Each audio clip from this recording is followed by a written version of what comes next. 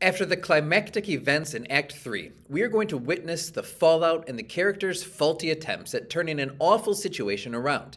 Hi everyone, I'm BuffEnglish, and I'm here to buff up your English skills by telling you everything you need to know about some of the world's greatest literature. Today, we're discussing Act 4 in William Shakespeare's Romeo and Juliet.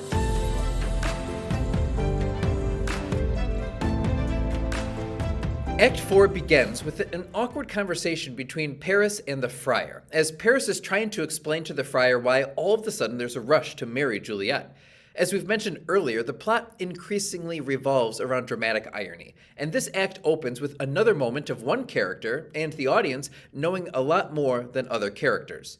The Friar, of course, knows that Juliet can't get married on Thursday because she's already secretly married to Romeo, and we see him awkwardly trying to suggest that Paris slow things down. Juliet herself then enters, and we can imagine the cringy confrontation between her and Paris. She wants nothing to do with him, and makes that apparent through her dialogue. But what is Paris's posture towards Juliet? We can imagine him as a hopeful romantic trying to be sweet and doting, or we might also imagine him as a more rude, forceful, you're getting married to me, there's nothing you can do about it kind of guy. Once he finally leaves, Juliet does something rather Romeo-like. She grabs a dagger and tells Lawrence that she's more than happy to kill herself to get out of her circumstance. We literally just witnessed Romeo threatening the same thing in the last act. If earlier we thought of Juliet as the more practical and innocent of the two, she shows that she's picked up on Romeo's extreme reactions here. But Friar Lawrence calms her down by coming up with, get this, another secret plan. Because the first secret plan of getting Romeo and Juliet married went off so well, why not try a second? The Friar tells Juliet that if she's so willing to kill herself, then maybe she wouldn't mind almost killing herself. If she would just drink this potion, her body will look like she's dead, and her family will carry her to their family vault. And there, after literally faking her own death, she'll wake up to find Romeo and Friar Lawrence waiting for her to carry her off happily ever after. Of course, no part of the plan discusses when the lovers will eventually come clean to their families. But anyhow, Juliet eagerly takes the potion home and agrees to the plan without a thought. And even though she seems extremely rash and desperate by this point, you can't help but put the blame on Friar Lawrence. I mean, he's the adult in this situation, encouraging and providing the means for these children to lie to their families. He's already made their situation worse, and it doesn't seem likely that going so far as to fake Juliet's death is going to help two young, irrational, unpredictable teens resolve their complex circumstances. What is he thinking? So now, at Friar Lawrence's bidding, Juliet goes home and basically lies her head off to her parents. They had their doubts about Juliet, but now that she's compliant and apparently even happy about things, they are incredibly relieved. Her father reports, "My heart is wondrous light, since this same wayward girl is so reclaimed." And of course, the friar is the one who gets the Capulet's praise, since Juliet attributes her improved attitude toward his wise words. Oh, the irony. Juliet's ruse plays out perfectly, and once she's left alone in her chamber, she knows the next step is to drink the potion the friar gave her that will make her appear as though dead. It's perhaps somewhat relieving to hear Juliet's practical nature return as she rightfully questions the validity of their plan. She casts several what-if statements. What if the friar's potion kills me? What if it doesn't work at all? What if no one rescues me from the tomb when I wake up? She never resolves these questions, but comforts herself by nobly chanting the name of Romeo, and with his name on her lips, she drinks the potion. Act 4 is a relatively short act, giving us a sequence of brief scenes primarily functioning to develop the tension and decision-making from Juliet's perspective, much like the earlier acts did so for Romeo. Romeo actually doesn't appear at all in Act 4. One striking contrast we notice by this point is that while Romeo was surrounded by friends and peers, remember the kind words and camaraderie from his cousin Benvolio and the uplifting antics of Mercutio, Juliet is entirely immersed in a world of adults. Her parents, the nurse, Paris, and the friar are all tugging her in different directions, and I can't help but wonder if this is why she jumped so mightily into Romeo's arms in the first place. Maybe he was just the first peer she could escape the adult world with. So, as Juliet is secretly drinking her vial of potion, another desperate attempt to get out of the clutches of adulthood, her family is all aflutter and getting ready for the wedding day the next day.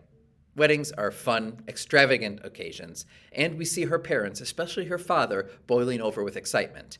They stay awake all night, giddily making preparations. And we have to note that the Capulets seem like a rather fun-loving bunch, since it was just 3 days earlier that they hosted that party where Romeo and Juliet met. Lord Capulet at that time appeared incredibly merry and welcoming, not even wincing when Romeo had crashed it. And it looks like now that his daughter is getting married, his spirits are elevated even higher. Finally, morning comes, and the family finds Juliet dead in her bed.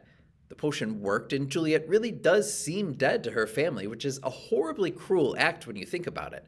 When her mother discovers her, she says, "My child, my only life, revive, look up, or I will die with thee."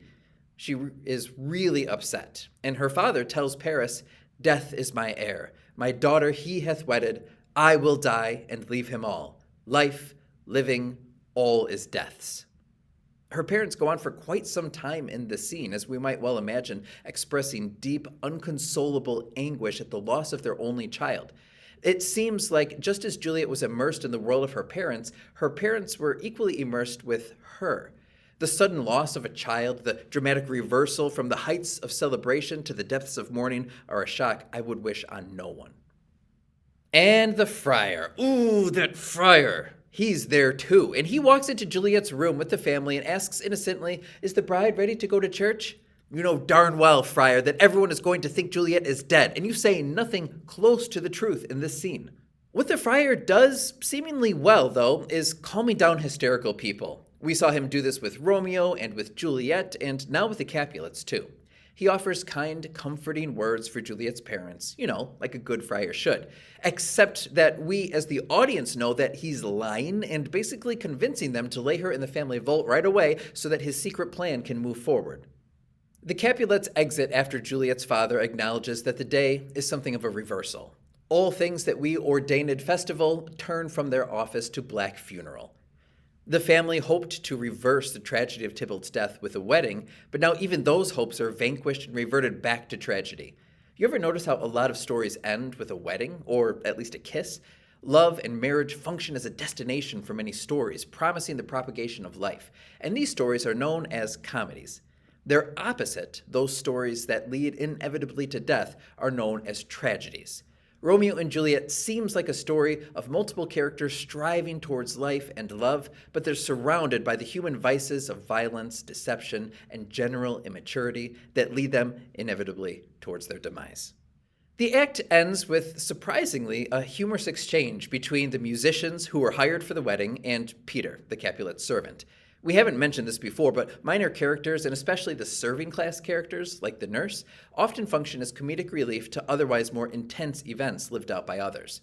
This entire act steadily builds in tension and culminates with a devastating scene of parents believing their child has died. So ending the act with a turbulently low-stakes verbal scuffle between minor characters has a way of deflating some of that tension while we transition into the ultimate act. So, what do you think about Juliet's willingness to so brutally deceive her parents, and the Friar's willingness to facilitate this? Do you think it's natural for teenagers to resist the desires of their parents? Do you think love is worth such dramatic actions? Let me know what you think in the comments below. And meet me in Act 5, where we'll watch Juliet wake up in the family crypt and see if the Friar's plan to salvage love between these two fateful families indeed comes to fruition.